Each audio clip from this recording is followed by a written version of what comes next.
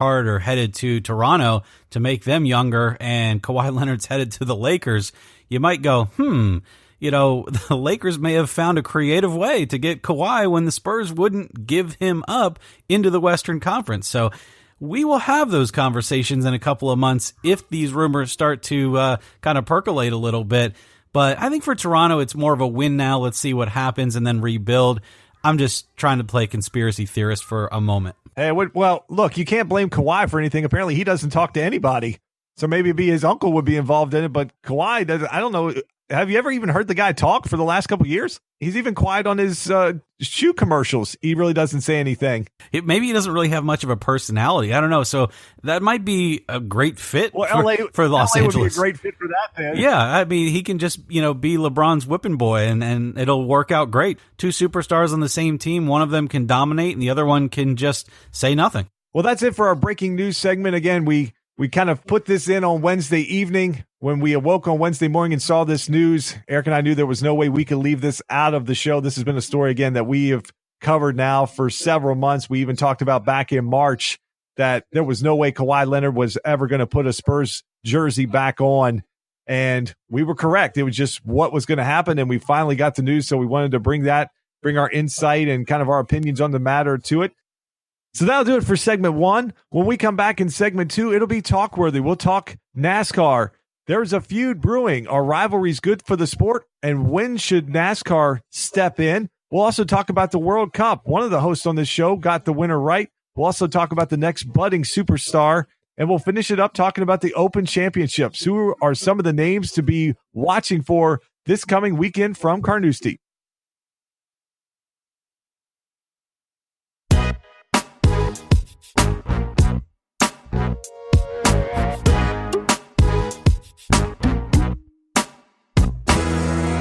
We're back, and it's time for Talkworthy. This is segment 2. We'll talk about some of the other big stories that are grabbing the headlines right now, and we'll start with NASCAR. They were in Kentucky this past weekend for the Quaker State 400, but let's talk about what happened before the race, even going back to Daytona the week before. We talked about Ricky Stenhouse Jr. and his rough night at Daytona.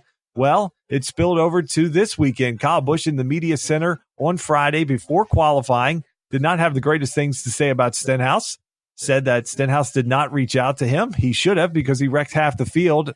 Then he was asked, would he race Stenhouse any differently, to which Kyle responded, he can't worry about drivers that are that far back into the field. Well, Ricky Stenhouse Jr. heard those comments, not very happy, somehow snuck in on pit road before round 3 of qualifying, stuck his head in Kyle Busch's car, had some comments for him, and then did an interview after that where he backed up those comments, saying he told Kyle Busch to stop running his mouth or he could come down and he'd stop it for him. Well, fast forward into Saturday night pre-race, Kyle Petty of NBC, in their opening pre-race show, felt like this was going too far, that he took it as Ricky Stenhouse Jr. was going to stop Kyle Busch basically by taking him out on the racetrack, and that unlike the Kenseth Logano situation at this time, that NASCAR needed to step in. I responded to a tweet that Kyle Petty had where I questioned that, saying that really the Logano-Kenseth situation was much different. You had one driver wrecking another driver, costing him a chance to advance in the playoffs that year. Joey Logano never handled that, and it boiled over until Kenseth found his way to take Logano out at Martinsville. This, in my opinion, was just two guys yapping, two guys talking, two guys trash-talking each other. Outside of Stenhouse's mistake, there really hadn't been anything purposeful done on the racetrack up until that point, and Kyle Petty wanted NASCAR to step in. I disagree with that. Kyle Petty responded with the word seriously and a question mark, to which I felt like if he would elaborate on it, it would make more sense. It really didn't make any sense, because my point was, as we talked about with Jim Noble 2 weeks ago, not all these drivers have to be best friends. Not in every sport is people best friends. We talk about rivalries all the time. Major League Baseball has touted the fact that they're sending the Yankees and Red Sox to London. And Commissioner Manfred said, because when you want to go make a splash, you send your two biggest rivals. Rivalries seem to be good for sports, but for some reason, Eric, NASCAR and some of their media personalities and former drivers seem to think the opposite of that. So who is right here? Is rivalries good for the sport, or does NASCAR need to step in and squash them? Kyle Petty's wrong. I mean, like you said, it's just words at this point, and who cares? The fact that NASCAR has these rivalries that brew in the background, like Keselowski and Kyle Busch, for example, that brews in the background all season long, year after year. And I love that because those guys are not best friends, and it doesn't look like they're ever going to be best friends. And so it may go months and months without them having any contact on the racetrack, but then every time one of them crosses the other, it turns into another battle. And that's good for the sport because it's like, oh, here we go again with Kyle and Brad. And there's nothing wrong with that. And look, Ricky stuck his head in the car. There's no fisticuffs. There was no, they're allowed to yell at each other all they want. I don't care. And then if they want to have opinions about each other in the media center or on interviews or whatever, again, I have no issue with that. We've talked about robots in this sport, i.e. a Matt Kenseth or even a Jimmy Johnson. And Justin, you and I have pointed out the fact that Matt Kenseth is a great driver, and yet he's out of this sport, or at least was, because he couldn't hold sponsorship on a multi-million-dollar large team car at Joe Gibbs Racing. He was losing sponsors. And we're talking about Matt Kenseth. And you know why? I mean, nothing against Matt, but it's partly he's boring. And so it's one of those things where with Jimmy Johnson, here you have a dominating 7-time champion. People don't treat him like he's the New York Yankees or the Lakers or the Celtics or the Patriots, or they get annoyed by Jimmy Johnson because he's boring. With Kyle Busch and with Ricky Stenhouse and with whoever, Denny Hamlin or fill in the blank, I have no issue with it. Now, the funny thing about it is Kyle was right. The only time that they were near each other on the track at Kentucky was when Kyle was racing for second or third place and Stenhouse was a lapped car at that point due to mechanical issues and other things. But I thought that was kind of ironic after that comment that happened, that Stenhouse was nowhere near the lead. But look, I just, there's nothing more I can really say on this. The talking heads at NASCAR, the guys that used to be drivers like Kyle Petty and Dale Jarrett and other guys who, not all of them say these things, but some do, and they just stand on their podium and they're high horse about it. And I just think they're flat out wrong, because in this day and age, you got to have drama to keep the eyeballs on the television set. And like I said, these guys aren't fighting in the infield. They're not bringing guns into the locker room like Gilbert Arenas. They're just yapping. And so what's the big deal? I totally agree. You know my position on this. Rivalries are what the sport is built on. And as I said in a response tweet to Kyle Petty, I'm not saying I want these guys to go out there and wreck each other and potentially hurt each other, but I do like the fact that here's Ricky Stenhouse Jr., a guy even with 2 wins last year. He was probably most famous for dating Danica Patrick. All of a sudden, then on Saturday night, he gets introduced to a chorus of boos. As we've talked about, a comment that Dale Earnhardt made to Kurt Busch was, if they're cheering or booing, as long as they're making noise, that's what you want. You want to be someone that the fans either like or hate. You don't want to be the guy that gets up there and you hear nothing. You hear crickets, because that means you're irrelevant. People don't care about you. So for Stenhouse, something like this helps to elevate him. All of a sudden, one of the big 3 drivers has a rival, has someone that really doesn't like him. It gives Kyle Petty and NBC and Race Hub and all these other shows, it gives them content. It gives them something that makes fans say, yeah, you know what? I do want to hear the opinion on this. I want to see what people say. I want to see if they have any other video of what's going on. It is good for the sport. These 2 guys aren't out there wrecking each other and tearing up other people's cars. Stenhouse made a mistake with Kyle. He got into him trying to side draft him. Up until that point, Stenhouse has just always raced Kyle hard. He raced him hard at Martinsville last year at the end of a stage to stay on the lead lap. He made some contact with him at Chicagoland just a few weeks back as a lap car, but he hasn't done anything malicious to Kyle. It's just been hard racing. And here's 2 guys trash talking.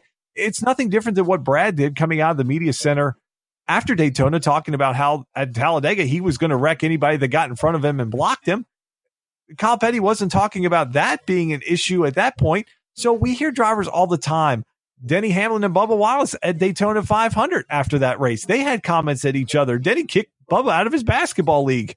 But now they've sort of patched things up. But again, it was just something that drew the fans. They never took it to the racetrack. They never tore up other people's cars or their own. Rivalries are good for the sport, and these guys better understand that they need more of this type of stuff to get fans involved. They cannot just continue to have drivers that are just out there and no one wants to put a fender on each other. No one wants to touch each other. No one wants to say anything to each other, because that's not good for the sport. And Eric, that's just not good for business. So we'll continue to follow this. I'll give you one quick question here, Eric, to end our NASCAR segment here in Talkworthy. We've got 7 races left. We're through the mile-and-a-half phase that's been dominated by Kyle Busch, Kevin Harvick, and Martin Truex Jr. So we've got 7 different tracks coming up here. Do you see this as an opportunity for someone else to step up and win, or do you think it's going to be more of the big 3 taking home the checkered flag? Well, the big 3 have 74% of all of the wins in NASCAR so far this year. I mean, they've won 14 to 19 races so far. I think a track like New Hampshire is going to play right into a Kevin Harvick or a Kyle Busch's hands. So I think we're going to see one of those 2 guys win again this weekend. But at Pocono, you could see a guy like Ryan Blaney. I mean, he often races really well at Pocono. Then you go to Watkins, you could see a guy like Jimmy Johnson or Denny Hamlin, win at a Watkins Glen, where they're actually fairly good road racers, those 2. Even a Jamie McMurray could potentially slide in there at a place like Watkins Glen. Then you go to Michigan. That's a 2-miler that really could throw some things, up in the air, because I think a Michigan is where you might see one of those cars like an Alex Bowman, a Chase Elliott, a Kyle Larson again. One of the Chevys I think could perform really well at a place like a Michigan. Then you go to Bristol, all bets are off. I think you have just as much of a chance at any winner at Bristol as you do at a Daytona if there's 2 grooves there and if there's some wrecks early on.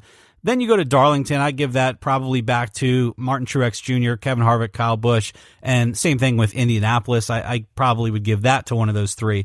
But yeah, there's 3 or 4 races in there where I think 1 or 2 of these guys that are on the outside looking in, just in terms of wins, could solidify their chance in the chase. All right, well, that'll finish it up for NASCAR. Let's move it over to the World Cup, and got to give my co-host some props. Eric, you called it last week on the show. You called France would be the World Cup winner, and that's who won it. France, it felt like early on in the match with Croatia, it felt like Croatia just dominated possession, but France, Eric, they just found a way. It seemed like every time they got an opportunity, the ball was going in the net for them. They win it 4-2, win the World Cup. But a big controversial play in this game was the use of the VAR, the video assisted replay, that ended up getting France a penalty kick they cashed in on to make it 2-1. Croatia obviously not very happy with this. Their manager felt like that was not something that should be used to make that type of call in that situation. So did video assistant replay play too big of a role in this World Cup, or is it just crying over spilled milk and now at this point, as it was something that everyone knew that was in play going into this match? It's very hard for me to judge that because I'm not a long-term soccer fan, and so I don't know, let's say, the history. Not a big Croatian soccer fan? No, I'm definitely not a Croatian soccer fan, but, I'm not a long-term soccer fan, so I don't even know what the days of, play were like before VAR. And so these handballs, these balls that go off players and would always be judgment calls anytime prior to VAR being implemented, they just played on, and the referees would make a call, and it was what it was. Now they can get a stoppage, go look, and then either reverse a call or put a different penalty in play. It reminded me, unfortunately, of the NBA situation with LeBron in the post and how that all came about with the charge with Durant. But it's kind of like that, because it's like the game goes on, and then all of a sudden the booth calls down. Hold on, wait a second, we got to look at this. The cool thing about soccer is the time keeps running. So even though they're spending some time looking, and then the other cool thing is they look at the VAR for 20 seconds. It's not like the NFL where it's like, okay, guys, it's been 38 minutes. Can we please make a call if that guy was inbounds or out of bounds? And with soccer, it's much, much quicker. But still, you get the feeling that it's like, oh, whoopsie, we missed that one. He touched it with his hand. Now we're going to have to give this, penalty kick or this free kick or whatever the case may be, whatever, corner kick, whatever they get from it. It just feels like it's an instituted or artificial call at that point because the action had continued after that. But look, I'm not a soccer fan for long periods of time. I can't judge what it is now versus what it used to be, how that changes the game. In this World Cup, I really don't think it would have changed the outcome. I think France still beats Croatia in that game, even without that fortunate call that went their way. I think that changed momentum early on for France. But the reason I called this for France was couple things. One, they have a 19-year-old star player, but also every game that they won in this World Cup, they won it slightly differently. And even me as a newcomer to soccer,